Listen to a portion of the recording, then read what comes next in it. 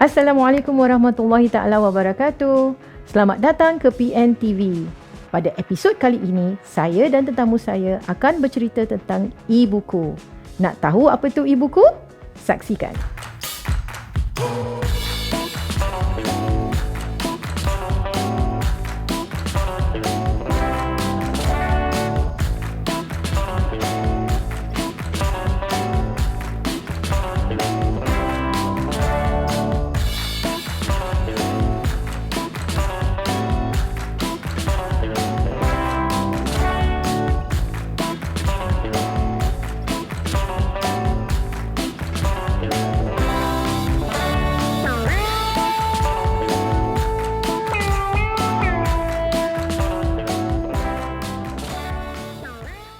Pustaka Nasional telah menghasilkan e-buku bermula tahun 2014. Tetamu pertama saya ialah Tuan Syed Ali Semit daripada Pustaka Nasional. Apa khabar Tuan Syed Ali? Khabar baik, terima kasih.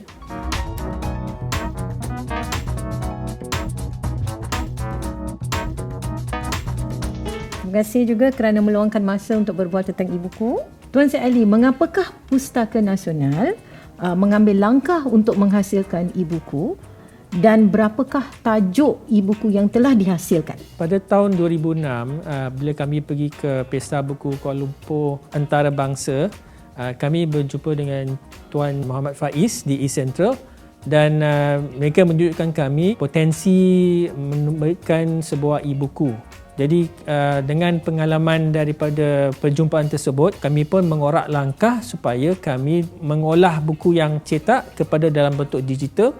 Dan pada tahun 2014 kami mengolah buku digital yang pertama kami adalah buku kanak-kanak dari buku siri Taman Cerita-Cerita Melayu. Jadi semenjak perjumpaan tersebut dan kami mulakan proses untuk mengubah buku-buku yang sedia ada ke dalam bentuk digital dan pada setakat masa sekarang kami sudah mengusahakan sebanyak 119 judul e-buku. Jadi apakah jenis e-buku yang Pustaka Nasional terbitkan sekarang? Seperti yang anda lihat di sini, ini adalah buku-buku kanak-kanak yang kami terbitkan. Ini adalah bentuk fizikal dia. Dan kami juga ada dalam bentuk digital yang ada di dalam iPad yang saya ada sekarang. So ini contoh budi dalam bahasa Melayu dan bahasa Inggeris. Setiap hari selepas pulang dari sekolah, dia menolong semua anggota. Ini ada sedikit animasi ya? Ya, ini yang kita panggil EPUB 3.0 yang ada suara dan animasi. Jadi ini yang melibatkan tambahan kos untuk merakam suara dia dan juga membuat animasi dalam bentuk yang sedia ada. Jadi ini cukup menarik untuk kanak-kanak untuk melihat dan mendengar sekali. Jadi sebagai contoh ya, buku budi ni ada di dalam versi cetak, juga ada di dalam versi e-book ya, dan bahasa Inggeris atau bahasa Melayu yang boleh dipilih. Sesiapa berminat untuk membeli buku-buku ini, mereka boleh beli di eCentral dan ataupun di Google Play Store juga. Dan mereka memerlukan aplikasi tertentu di dalam tablet atau iPad mereka? Ya, kalau eCentral dia ada e-buku reader dia, eCentral, yang boleh dimuat turun daripada Google Play Store ataupun Apple App Store. Jadi kalau sesiapa yang berminat ya, mereka harus muat turun aplikasi yang tertentu sama ada eCentral ataupun di Google. Play betul Store. tak? Ya, Google betul. Play Store. Saya rasa e-buku ni adalah satu lifeline untuk ibu-ibu ataupun untuk pendidik yang tak ada tempat lagi nak simpan buku Cik Syed sebab saya tahu berapa kawan saya yang memang kata kita adalah hantu buku dah tak ada tempat nak letak novel. Sampai sekarang ni nak lelong kat kawan-kawan. Jadi e-buku ni adalah jawapan yang tepat lagi-lagi untuk anak-anak di mana mereka adalah orang kata gadget friendly Terima kasih Encik Syed. Terima kasih banyak. Sebentar lagi kita akan bersama Tuan Syed Muhammad Faiz, pengarah urusan eCentral. Hari ini tetamu kita adalah seseorang daripada Kuala Lumpur, Encik Faiz. Ya, selamat datang Faiz. Ya, terima kasih Sharifah. Bagaimana keadaan di Singapura sana? Baik-baik saja. Biasa kami masih menghadapi wabak COVID. Bagaimana pula di Kuala Lumpur? Oh, tiada bezanya di sini. Sekarang ni pun kita begitu juga, serumpun. Boleh Faiz ceritakan sedikit tentang eCentral? Okey, eCentral merupakan website ataupun portal untuk repository buku elektronik yang terbesar di Asia Tenggara. So, apa eCentral melakukan adalah untuk membantu penerbit-penerbit tempatan untuk menjabatani dunia digital, menghasilkan karya-karya mereka di dalam bentuk digital supaya dia dapat dipasarkan kepada umum dan juga kepada perpustakaan secara standard. Bagaimanakah penerimaannya e-buku semenjak penubuhan eCentral? So, sejak penubuhan kami, iaitu 10 tahun yang lalu, pada awalnya memang tidak memberangsangkan. Pengguna selalunya tidak faham bagaimana untuk menggunakan e-book. Ramai yang faham bahawa ianya merupakan macam file PDF untuk dimuat turun ataupun diberikan melalui email dan sebagainya. Jadi apa yang berlaku ketika itu, kami ini jadi macam center sokongan, support center untuk pendidikan IT kepada masyarakat. Sebab ada yang tak erti pakai smartphone, ada yang tak erti pakai device untuk penggunaan e-book. Ada sampai hari ini pun ada lagi yang bertanya kenapa kami tak minta alamat. Contohnya supaya buku tu dapat dikirim melalui pos lah kan. Jadi kita perlu ada sedikit pendidikan pada ketika itu, pada peringkat awal tu. Tapi mulai 2016 kita dapat melihat trend yang lebih sihat untuk khalayak ramai menggunakan e-book. Jadi daripada 2016 hingga 2019 tu, dia punya perkembangan adalah lebih memberangsangkan kerana mereka tidak perlukan pendidikan lagi untuk kepenggunaan buku elektronik ni lah Tapi yang kita nampak nyata lonjakan tinggi adalah ketika berlakunya pandemik COVID ni. Jadi ketika lockdown yang pertama yang bermula pada Mac 2020 sehinggalah kekini kepenggunaan buku elektronik ni dah menjadi satu perkara yang lebih biasa untuk khalayak ramai, dan ianya bukan sekadar menjadi alternatif kepada buku cetak, tapi ianya sudah memasuki dikatakan media arus perdana mainstream untuk masyarakat setempat lah. So saya rasa memang tak ada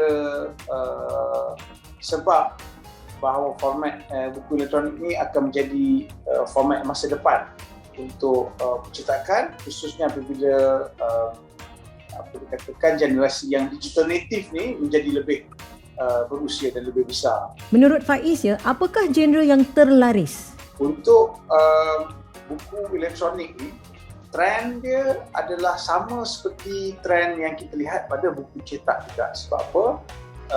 Dia adalah bukan nak kata adapsi, tapi replika daripada buku cetak kebanyakan. Ada juga yang daripada buku yang dikatakan born digital, yang dihasilkan khusus untuk digital sahaja, tapi kebanyakannya mengikut trend semasa buku cetak. Jadi kalau kita lihat pada demografi Asia Tenggara ni, negara seperti Singapura, seperti Malaysia, seperti Indonesia, sudah tentu genre utama adalah romance, buku novel romantik yang sama ada fiction ataupun non-fiction. So kita lihat di sini genre yang paling dapat sambutan ramai adalah genre yang kita klasifikasikan sebagai escapism, tajuk-tajuk ataupun jalan cerita yang memberi peluang kepada ramai yang di luar sana untuk lari jauh daripada realiti. Sebagai contohlah, dan kita tengok selepas genre romance ataupun novel ni, yang kedua dan ketiga adalah selalunya buku-buku motivasi, self-help dan sebagainya, dan juga buku-buku agama. So kalau kita lihat buku agama di negara seperti Malaysia, kebanyakannya buku Islam, dan kita lihat juga di Indonesia Islam dan Kristian, for example. Kalau kita lihat di Filipina, buku Kristian yang utama. So maksudnya di situ memang soul searching dan agama ni menjadi nombor 3, tangga ketiga atau keempat lah dalam genre-genre ini. Tapi jauh ketinggalan Yang ni sebenarnya jauh ketinggalan daripada yang genre pertama tadi tu. Sebab genre pertama tu akan mengambil daripada 73% hingga 80% daripada segmen pembaca rata-ratanya. Adakah Faiz menjangkakan sebarang perkembangan atau perubahan dalam pasaran e-buku? Ya, sudah tentu. Jadi e-buku ni merupakan format yang terkini untuk kita buat long form reading ni lah. Long form reading maksudnya bacaan teks panjang. Jadi format ni memang dah beribu tahun dalam bentuk cetak ataupun buku yang ada binding dan sebagainya. Sekarang ni kita lihat bahawa e-book ni membuka pintu kepada elemen-elemen yang ada interaktiviti seperti animasi ke ataupun multimedia, dan dia juga membuka elemen kepada video dan sebagainya untuk menjadi sebahagian daripada kandungan penerbitan tadi. Tapi saya rasa yang trend dunia kini, tak semestinya trend di Asia Tenggara, yang saya nampak baru nak mulalah di Asia Tenggara, tapi trend dunia kini menjerus kepada buku audio. So lebih banyak pengguna buku audio dan sebagainya, dan saya rasa buku audio ni pun akan menjadi satu trend yang popular di Asia Tenggara kerana kita ni merupakan region yang terlalu banyak traffic jam. Jadi kalau ada traffic jam ni, buku audio ni didapati sesuai lah, sebab kita boleh mendengar podcast ke ataupun buku audio tadi tu ketika di dalam traffic dan sebagainya. Jadi kita dapati ini adalah satu peluang untuk membaca juga menerima ilmu ataupun mendengar cerita dan sebagainya ketika mereka dalam suasana yang tidak boleh membaca. Saya rasa prospeknya banyak, besar, dan saya rasa ini juga memberi peluang baru kepada penerbit-penerbit di kawasan untuk menjurus kepada sektor-sektor penerbitan yang seperti. Faiz, untuk buku-buku yang didapati di eCentral, ini adalah pembelian ataupun sekadar peminjaman seperti di perpustakaan? Okey, eCentral merupakan marketplace. Jadi apabila ianya merupakan marketplace, pengguna download dia punya application, lepas tu pilih apa e-book yang dia nak dan dia buat pembelian. Jadi bila dia membuat pembelian tu adalah untuk selama-lamanya lah. Bila pengguna tu muat turun device tu, dia bukan macam sistem pinjaman di library di mana dia diletakkan 7 hari ke 14 hari dia berbentuk cloud locker. Senang cerita, kita ada satu locker dan dalam tu semua buku-buku kita disimpan.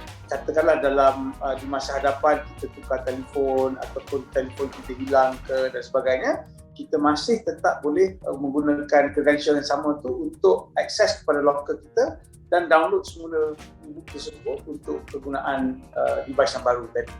Jadi dia memang untuk selama-lama. Bila tadi Faiz cerita tentang muat turun, maksudnya ia adalah sesuatu yang di dalam tablet ke iPad ke begitu. Jadi bagaimanakah pihak eCentral memastikan bahawa buku-buku ini tidak dibahagikan, dicetak rompak dan sebagainya, kerana saya tahu ramai penulis atau penerbit mempunyai prasangka bahawa ciptaan mereka ni akan senang diberi kepada orang tanpa bayaran gitu. Jadikah apa langkah yang eCentral buat untuk memastikan ia tidak berlaku? Jadi kita di eCentral merupakan repository kriptografi yang terbesar di Asia Tenggara. Apa yang dimaksudkan dengan ini adalah kandungan mentah yang diserahkan oleh penerbit ataupun penulis akan dienkripkan ke dalam bahasa yang pelik. Begitu juga cara kita simpan kandungan dalam cloud server, dan begitu juga apabila pengguna itu membuat pembelian dan download ke dalam aplikasi dia. Jadi bila dia buka semula di dalam aplikasi itu, buku itu akan dikatakan di-decrypt semula menjadi e-book yang boleh dibaca. Okay? So kalau pada bila-bila ketika katakanlah ada jailbreak ataupun website ke kena hack, application ke boleh dihack ataupun cloud server boleh dihack, yang hacker tadi tu akan hanya dapat buku yang encrypted, yang dia tidak boleh baca. So ini adalah teknologi yang diguna pakai oleh kami dan oleh portal-portal terbesar di dunia yang dalam industri ini untuk memberikan keselamatan daripada copyright infringement ataupun cetak rompak tadilah untuk penerbit, supaya penerbit boleh tidur dengan lena. Kalau tak, maksudnya fail itu boleh dikongsi, boleh dimasukkan dalam email dan sebagainya. Jadi benda tu memberi keraguan kepada penerbit, memberi keraguan kepada penulis kerana dia rasakan bahawa fail itu boleh disalahguna dan mereka tidak boleh komersialkanlah produk itu. Jadi kita punya kerja di Central ni adalah untuk memberikan keselamatan tu dan untuk melindungi hak cipta digital supaya penerbit dan penulis dapat terus meraihkan pendapatan dalam dunia digital dan kita pun dapat buat duit juga. So maksudnya kalau produk tu dicetak rompak melalui medium lain, maksudnya file PDF itu bocor dan sebagainya, maka kita rugi dan penulis dan penerbit rugi kerana kita tidak dapat komersialkan produk kita. Terima kasih Encik Faiz ya. Sesama.